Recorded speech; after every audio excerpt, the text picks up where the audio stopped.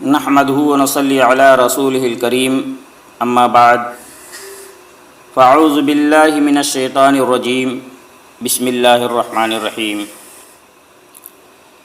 اللہ کے فضل و کرم سے اب رمضان کا مہینہ رخصت ہونے والا ہے اور وہ دن آنے والا ہے جس میں ہمیں خوشیاں منانے کی اجازت دی گئی، یعنی عید کا دن۔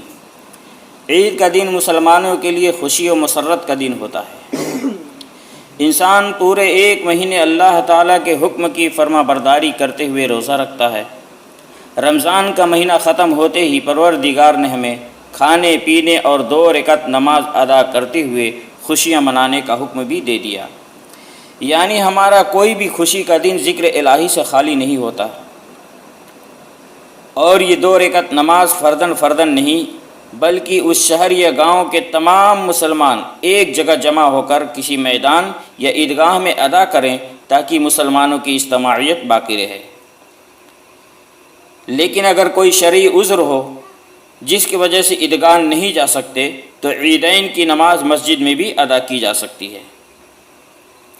لیکن اگر ایسے حالات پیدا ہو جائیں کہ عید کی نماز نہ عیدگاہ میں پڑھی جائے اور نہ ہی مسجد میں، جیسے کہ آج ہم کرونا وائرس جیسی وبائی بیماری کی وجہ سے لاک ڈاؤن میں پڑے ہوئے ہیں کہ نہ عیدگاہ جا سکتے ہیں اور نہ ہی مسجد، تو ایسی صورت میں اپنے اپنے گھروں میں ہی عید الفطر کی نماز ادا کریں گے اور ویسے ہی کریں گے جیسے عیدگاہ میں کرتے ہیں۔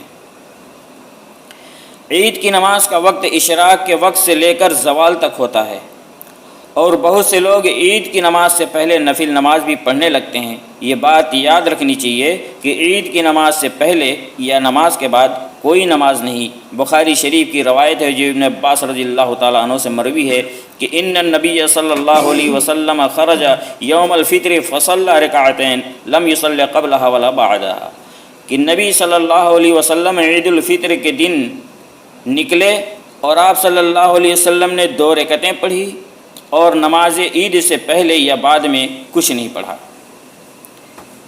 عید کی نماز کے لیے نہ اذان کہی جاتی ہے اور نہ اقامت۔ عید کی نماز کا طریقہ یہ ہے کہ سب سے پہلی رکعت میں تکبیر تحریمہ کے علاوہ 7 زائد تکبیریں ہیں جو قراءت سے پہلے ہیں، اور دوسری رکعت میں تکبیر قیام کے علاوہ 5 زائد تکبیریں ہیں، یہ بھی تکبیریں قراءت سے پہلے ہیں، یعنی دونوں رکعتوں میں تکبیریں قراءت سے پہلے ہیں، اور اسی پر جمہور علماء کا عمل ہے۔ ابو داؤد کی روایت ہے جو ام المومنین حضرت عائشہ رضی اللہ تعالی عنہا سے مروی ہے، وہ کہتی ہیں کہ ان رسول اللہ صلی اللہ علیہ وسلم کان یکبر فی الفطر والاضحیٰ فی الاولی 7 تکبیرات وفی الثانیہ 5۔ نبی اکرم صلی اللہ علیہ وسلم عید الفطر اور عید الاضحیٰ کی پہلی رکعت میں 7 تکبیریں اور دوسری رکعت میں 5 تکبیریں کہتے تھے۔ عیدین میں خطبہ نماز کے بعد ہوتا ہے، لیکن چونکہ ہمیں عید کی نماز گھر میں پڑھ رہے ہیں لہٰذا بغیر خطبے کے ہی پڑھیں گے۔ کیسے پڑھیں گے؟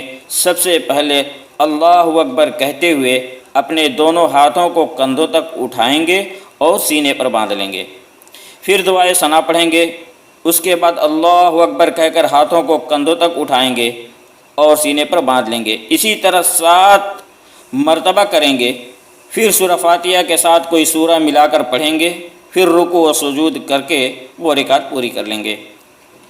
پھر دوسری رکعت کے لیے اللہ اکبر کہتے ہوئے اٹھیں گے اور اپنے ہاتھوں کو سینے پر باندھ لیں گے، پھر 5 زائد تکبیر پہلے کی طرح کہیں گے اور سورہ فاتحہ کے ساتھ کوئی سورہ ملا کر رکوع و سجود کر کے دوسری رکعت بھی پوری کر لیں گے اور تشہد کی دعا پڑھنے کے بعد سلام پھیر دیں گے۔